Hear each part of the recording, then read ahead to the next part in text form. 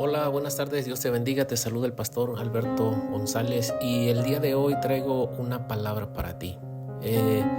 Para todos aquellos nuevos creyentes, todas las personas que se han estado acercando a Jesús, el día de hoy te voy a explicar lo que significa el Evangelio. La palabra Evangelio como tal significa las buenas nuevas de Jesús. Entonces hoy te traigo buenas noticias. Hoy te voy a explicar de manera general y rápida lo que significa cuando tú te acercaste a Cristo. Como primer punto tenemos que saber cuál era nuestra condición antes de venir a Cristo. Romanos capítulo 3 versículo 23 dice: por cuanto todos pecaron y están destituidos de la gloria de Dios. Entonces en este texto podemos entender que antes de venir a Cristo todos éramos pecadores y por lo tanto en automático estábamos destituidos de la gloria de Dios. Y entonces como resultado, ¿qué es lo que trae el pecado? Por eso es que Dios quiere que nosotros entendamos bien este asunto. En Romanos capítulo 6 versículo 23 dice: porque la paga del pecado es muerte, mas la dádiva de Dios es vida eterna en Cristo Jesús, Señor nuestro. Entonces ahí claramente dice que si nosotros vivíamos una vida en pecado, en automático nos correspondía la muerte. Pero ¿cuál fue la solución que Dios trajo al mundo? Ahí mismo lo dice: mas la dádiva de Dios, o sea, es un regalo el cual tú y yo no tuvimos que hacer nada para recibir ese regalo, porque todo lo que viene de Dios nadie lo puede igualar, nadie lo puede imitar. Entonces es un regalo que viene y ese regalo es la vida eterna en Cristo Jesús. Y en Efesios capítulo 2 versículo 1 dice que Él nos dio vida a nosotros cuando estábamos muertos en delitos y pecados. Mire cómo nos considera el Señor, que estábamos muertos, dice, en delitos y pecados, pero Él nos ha venido a dar vida y vida en abundancia. Y entonces, ¿cuál fue la solución? ¿Dónde dice la clave en la Biblia? ¿Cuál fue la solución para librarnos? Porque el pecado nos llevaba a condenación. Entonces, en 2 de Corintios capítulo 5, versículo 21 dice que Cristo se hizo pecado para poder librarnos de él. Y 2 de Corintios 5, 21 dice: al que no conoció pecado, por nosotros lo hizo pecado, para que nosotros fuésemos hechos justicia de Dios en él. Entonces, a través de Cristo, Él no conoció pecado, Él nunca pecó, nunca falló. Por lo tanto, Él se entregó como sacrificio por nosotros, y a causa de nosotros, cuando Él fue clavado en esa cruz, ahí estaba cargando el pecado del mundo entero. Entonces nosotros fuimos hechos justicia de Dios a través de Jesús. Y entonces en San Juan capítulo 3 versículo 16 al 18 dice: porque de tal manera amó Dios al mundo, que ha dado a su Hijo unigénito, para que todo aquel que en él cree no se pierda, mas tenga vida eterna. Porque no envió Dios a su Hijo al mundo para condenar al mundo, sino para que el mundo sea salvo por él.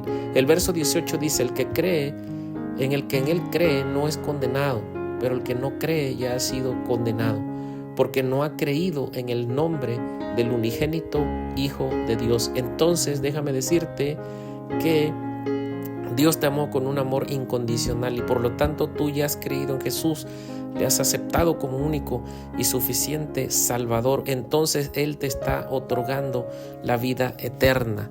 Y aparte, todos los que creen en Jesús y le han aceptado, dice la Biblia, que Él no vino a condenar al mundo, sino que a través de Él tú has alcanzado salvación. Y entonces tú no estás condenado. Y eso es lo que tú tienes que saber en el día de hoy. ¿Y qué es lo que Él ha hecho en nosotros? ¿Cuál es la obra final de Jesucristo en los creyentes? Él ya nos salvó de la ira venidera, del pecado, de la muerte. Entonces, a partir de que tú has creído en Jesús, tú tienes una identidad. Y hoy, en este momento, te voy a decir cuál es tu identidad.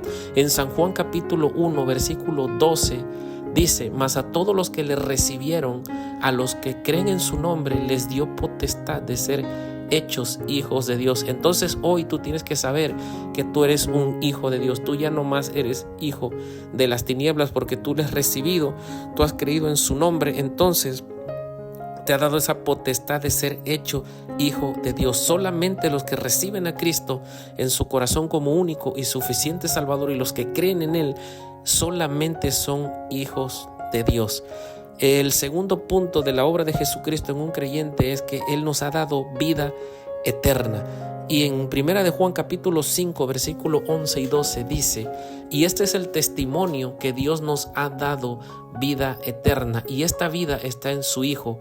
El que tiene al Hijo tiene la vida, el que no tiene al Hijo de Dios no tiene la vida. Entonces, este es el testimonio que nosotros hemos creído en el Hijo, y por lo tanto tenemos la vida y vida eterna. El punto número 3 de cuál es la obra de Jesucristo en ti y en mí. Segunda de Corintios capítulo 5 versículo 17. El tercer punto es que tú eres una nueva criatura, o sea, una nueva creación. Tu pasado ha sido borrado. Lo que tú eras antes ya no existe el día de hoy. Por lo tanto, nadie puede venir a recordarte tu pasado. Nadie puede venir a decirte quién eras tú, porque Dios ya lo ha olvidado. Él ya te ha perdonado, y por lo tanto, a partir de hoy tú tienes un nuevo nacimiento. Segunda de Corintios capítulo 5 versículo 17 dice: de modo que si alguno está en Cristo, nueva criatura es. Las cosas viejas pasaron, he aquí todas son hechas nuevas. Entonces déjame decirte que tú has creído en Jesús, y la obra que Él ha hecho en tu vida es que tú eres un hijo de Dios. Él te ha dado vida eterna y tú eres una nueva creación, tienes una nueva vida. Así que si tú estás en Cristo, todas las cosas viejas pasaron y a partir de hoy todo es hecho nuevo. Así que no te preocupes por tu pasado. Hoy tienes una nueva vida y hoy tienes una nueva oportunidad. Así que a partir de hoy tú ya no vives para tu vida pasada, tú ya vives para Dios. Tú ya estás en Cristo y eres hijo de Dios, tienes vida eterna y eres una nueva criatura. Dios te bendiga, te guarde. Espero que esta palabra haya sido de bendición para tu vida, y ánimo, todo hacia adelante, que todas las cosas son nuevas. Bendiciones.